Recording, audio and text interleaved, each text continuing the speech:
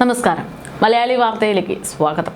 സംസ്ഥാന വ്യാപകമായി ലഹരി മാഫിയ സംഘങ്ങൾ ഉണ്ടെന്നുള്ള ആശങ്കകളാണ് മാതാപിതാക്കൾക്ക്.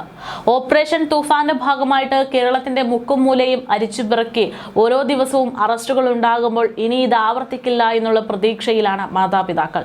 എങ്കിൽ പോലും തന്റെ മക്കൾ അവർ സുരക്ഷിതരാണോ എന്നുള്ള ആശങ്ക നിലനിൽക്കുമ്പോൾ മാതാപിതാക്കൾ ഏറ്റവും കൂടുതൽ പ്രതീക്ഷിക്കുന്നത് തങ്ങളുടെ കുട്ടികൾ ആ അധ്യാപകർക്ക് കീഴിൽ സുരക്ഷിതരായിട്ട് നിൽക്കുമല്ലോ എന്നുള്ളൊരു കാര്യമാണ്. പക്ഷേ ഈ പറയുന്ന അധ്യാപകരിൽ പോലും ലഹരി മാഫിയ കാരിയേഴ്സ് ഉണ്ട് എന്നുള്ള വിവരങ്ങൾ, ഞെട്ടിക്കുന്ന വിവരങ്ങളാണ് പുറത്തു വരുന്നത്.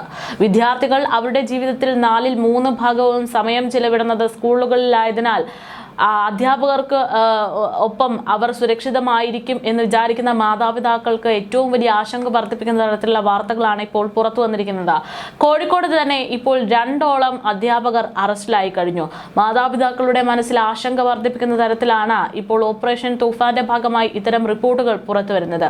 കഴിഞ്ഞ കുറച്ച് ദിവസങ്ങൾക്ക് മുമ്പ് കോഴിക്കോട് കേന്ദ്രീകരിച്ച് നടത്തിയിട്ടുള്ള പരിശോധനയിലാണ് കീർത്തന എന്ന് പറയുന്ന ഒരു അധ്യാപിക അറസ്റ്റിലാകുന്നത്. നമ്മൾ സോഷ്യൽ മീഡിയയിലൊക്കെ അവരുടെ വീഡിയോകളൊക്കെ കണ്ടതാണ്. അതായത് ലഹരി മാഫിയ സംഘത്തിന്റെ ഏറ്റവും വലിയ ലീഡറാണ്. അവരെക്കുറിച്ചുള്ള വാർത്തകൾ പുറത്തു വരുമ്പോൾ അവരെക്കുറിച്ചുള്ള വീഡിയോ ചിത്രീകരണത്തിന്റെ സമയത്ത് ആ മാധ്യമപ്രവർത്തകരോട് അടക്കം ചാടിക്കയറുന്ന തരത്തിലായിരുന്നു കീർത്തനയുടെ പ്രവർത്തനങ്ങൾ.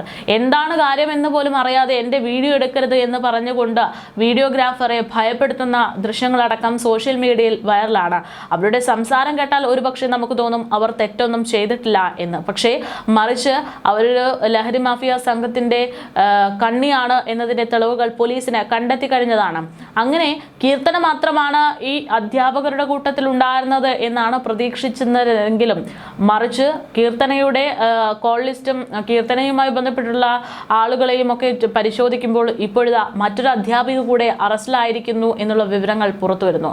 കോഴിക്കോട് കേന്ദ്രീകരിച്ച് നടത്തുന്ന ലഹരി മാഫിയ സംഘത്തിന്റെ പ്രധാന ഡീലറാണ് ഇത്തരത്തിലുള്ള അധ്യാപകർ എന്നുള്ള വിവരങ്ങളാണ് പുറത്തു വരുന്നത്. ലഹരി ആവശ്യക്കാർ കീർത്തന ബാങ്ക് അക്കൗണ്ടിലേക്ക് പണം എത്തിക്കുമ്പോൾ മറ്റൊരു കാരിയർ ലഹരി അവരിലേക്ക് ആവശ്യക്കാരിലേക്ക് എത്തിക്കുന്നതാണ് രീതി. ഇത് തന്നെയാണ് ഇപ്പോൾ കീർത്തനയുടെ സഹായി എന്ന തരത്തിൽ അറസ്റ്റിലായിരിക്കുന്ന കാവ്യ എന്ന് പറയുന്ന അധ്യാപികയുടെയും രീതി എന്നുള്ള വിവരങ്ങളാണ് മനസ്സിലാക്കുന്നത്. ലഹരി മാഫിയയുടെ സാമ്പത്തിക ഇടപാടുകൾ കൈകാര്യം ചെയ്യുന്ന കോഴിക്കോട് കൂരാച്ചുണ്ട് ചെറുകാട് സ്വദേശി കാപ്പുമുക്ക് വീട്ടിൽ കാവ്യ എന്ന് പറയുന്ന 28-കാരിയായിട്ടുള്ള അധ്യാപികയാണ് കഴിഞ്ഞ ദിവസം വടകര CI AV ദിനേശിന്റെ നേതൃത്വത്തിലുള്ള പോലീസ് സംഘത്തിന്റെ പിടിയിലായിരിക്കുന്നത്.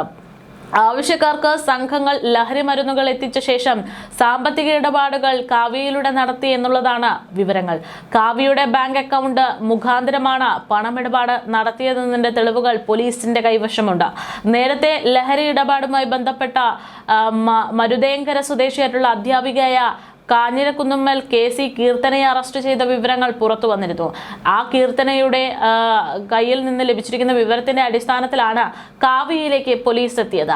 പേരാമ്പ്ര BRDയിൽ താൽക്കാലിക PT അധ്യാപികയെ ജോലി ചെയ്തു വരികയാണ് കീർത്തന. കാവ്യയും താൽക്കാലിക അധ്യാപിക തന്നെ. കാവ്യയുടെ അക്കൗണ്ട് മുഖാന്തരം ലക്ഷങ്ങളുടെ ഇടപാടാണ് നടന്നിട്ടുള്ളതെന്നാണ് പോലീസിന്റെ ഞെട്ടിക്കുന്ന വെളിപ്പെടുത്തൽ. ജില്ലാ പോലീസ് മേധാവിയുടെ നിർദ്ദേശപ്രകാരം വടകര DYSPയുടെ മേൽനോട്ടത്തിൽ നടത്തിയിട്ടുള്ള തുടർച്ചയായ അന്വേഷണത്തിനൊടുവിലാക്കിയാണ് കാവ്യയും പിടികൂടിയിരിക്കുന്നത്. എന്തായാലും ലഹരി മാഫിയ സംഘങ്ങളിൽ നിന്ന് രക്ഷപ്പെടുത്താൻ, വിദ്യാർത്ഥികളെ രക്ഷപ്പെടുത്താനുള്ള ശ്രമങ്ങൾ ഓപ്പറേഷൻ തൂഫാന്റെ ഭാഗമായിട്ട് നടത്തുമ്പോഴും അധ്യാപകർ തന്നെ കുട്ടികളെ വലവിരിച്ച് കൊടുക്കുന്നു എന്നുള്ള ഞെട്ടിക്കുന്ന വിവരങ്ങളാണ് പുറത്തു വരുന്നത്. ഇനി ആരുടെ കയ്യിലാണ് വിദ്യാർത്ഥികളുടെ സുരക്ഷ എന്നുള്ള ഒരു ചോദ്യം, ഒരാശങ്ക വളരെ വലിയ രീതിയിൽ ഉയരുന്നുണ്ട്. അതേസമയം നമ്മുടെ UDF സർക്കാർ അധികാരത്തിലെത്തിയതിനു ശേഷം വലിയൊരു വളർച്ച തന്നെ, അല്ലെങ്കിൽ വലിയൊരു മാറ്റം തന്നെ കേരളത്തിൽ ഉണ്ടായിട്ടുണ്ട് എന്ന് പറയുന്നത് ലഹരി മാഫിയ സംഘങ്ങളുടെ എണ്ണം കുറഞ്ഞു എന്നുള്ളതാണ്. ഓപ്പറേഷൻ തൂഫാൻ എന്ന് പറയുന്നത് അതിശക്തമായിട്ട് ഓരോ ദിവസവും അന്വേഷണം അറസ്റ്റുകളും ഒക്കെ രേഖപ്പെടുത്തി മുന്നോട്ട് പോയിക്കൊണ്ടിരിക്കുകയാണ്. ഓരോ ദിവസവും പുറത്തുവരുന്ന റിപ്പോർട്ടുകൾ പ്രകാരം 100 കണക്കിന് ലഹരി മാഫിയ സംഘങ്ങളെയാണ് അറസ്റ്റ് ചെയ്യുന്നത്. ലഹരിക്കെതിരെയുള്ള കേരളത്തിന്റെ ഓപ്പറേഷൻ തൂഫാന് ശക്തമായ പിന്തുണ ഇപ്പോൾ മറ്റ് സംസ്ഥാനങ്ങളും നൽകി കഴിഞ്ഞിട്ടുമുണ്ട്. 5 ദക്ഷിണേന്ത്യൻ സംസ്ഥാനങ്ങളാണ് ഇത്തരത്തിൽ ഓപ്പറേഷൻ തൂഫാൻ വിജയകരമായിട്ട് ഞങ്ങൾക്ക് കൂടെ അത്തരം പ്രവർത്തനങ്ങൾ നടത്താൻ താല്പര്യമുണ്ട് എന്ന് അറിയിച്ച് കേരളത്തിന് എത്തിയിരിക്കുന്നത്. തമിഴ്നാട്, കർണാടക, ആന്ധ്ര, തെലങ്കാന, പുതുച്ചേരി എന്നീ സംസ്ഥാനങ്ങൾ ലഹരിക്കെതിരെ തെന്നിന്ത്യൻ മതിൽ തീർക്കാൻ വേണ്ടി കേരളത്തോടൊപ്പം ഒന്നിക്കുകയാണ്.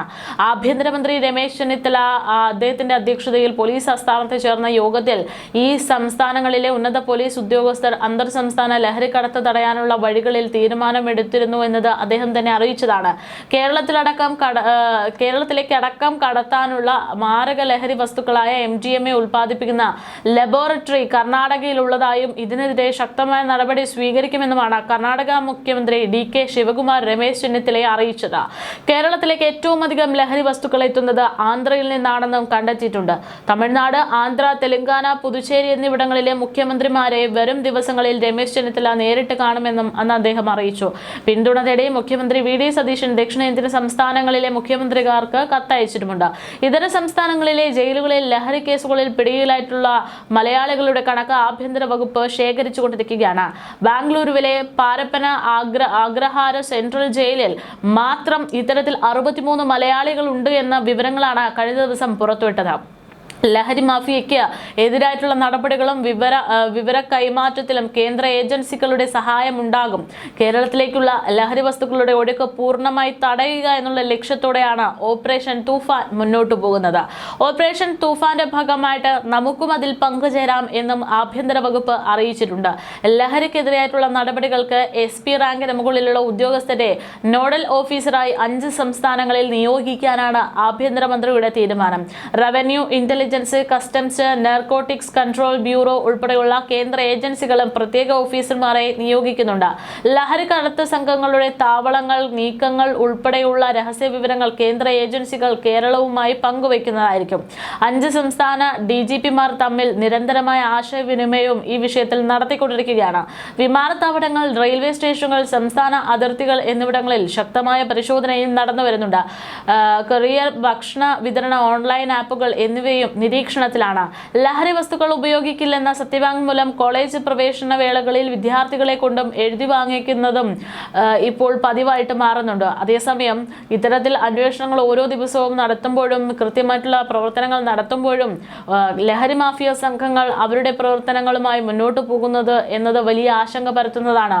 കഴിഞ്ഞ ദിവസം തന്നെ കൊച്ചിയിൽ നിന്ന് വന്ന റിപ്പോർട്ടുകൾ പ്രകാരം ലഹരി മാഫിയകളെ തുരത്താൻ കേരള പോലീസും എക്സൈസ് വകുപ്പും സംയുക്തമായി നടത്തിയിട്ടുള്ള ഓപ്പറേഷൻ തൂഫാൻ ദ നർക്കോട്ട ഫണ്ടിന്റെ ഭാഗമായി 50 നാൾ പിന്നിടുമ്പോൾ പിടിച്ചെടുത്തത് 729.85 കിലോ മയക്കുമരുന്നാണെന്നാണ് വിവരം. ജൂൺ 2-ന് തുടങ്ങിയിട്ടുള്ള വേട്ടയിൽ 6.3 കിലോഗ്രാം MDMA, 719 കിലോഗ്രാം കഞ്ചാവ്, 4.6 കിലോ ഹാഷിഷ് ഓയിൽ എന്നിവയാണ് പിടിച്ചെടുത്തത്. ലഹരി വേട്ടയിൽ 8436 പേരോളം അറസ്റ്റിലായിരിക്കുന്നു. ഓപ്പറേഷൻ തൂഫാന് പിന്തുണയുമായി സ്കൂൾ, കോളേജ് എന്നിവിടങ്ങളിലുള്ള സാമൂഹിക സംഘടനകളുടെ നേതൃത്വത്തിലുള്ള ബോധവൽക്കരണ പരിപാടികൾ സജീവമാണെങ്കിലും കൂടുതൽ ജാഗ്രത പാലിക്കണമെന്നാണ് പറയാനുള്ളത്. മയക്കുമരുന്നിന് അടിമപ്പെട്ടവരെ അതിൽ നിന്ന് മോചിപ്പിക്കുന്നതിനായി 8711 ബോധവൽക്കരണ ക്ലാസുകളും 430 കൗൺസിലിംഗുകളും സംഘടിപ്പിച്ചതായാണ് വിദ്യാലയങ്ങൾ അറിയിക്കുന്നത്.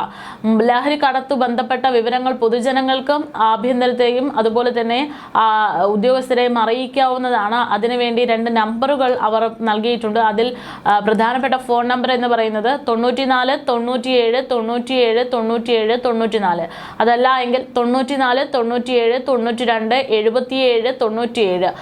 വാട്സപ്പ് നമ്പറായിട്ട് 99 95 96 66 66 എന്ന നമ്പറിലും ബന്ധപ്പെടാമെന്ന് അറിയിക്കുന്നു.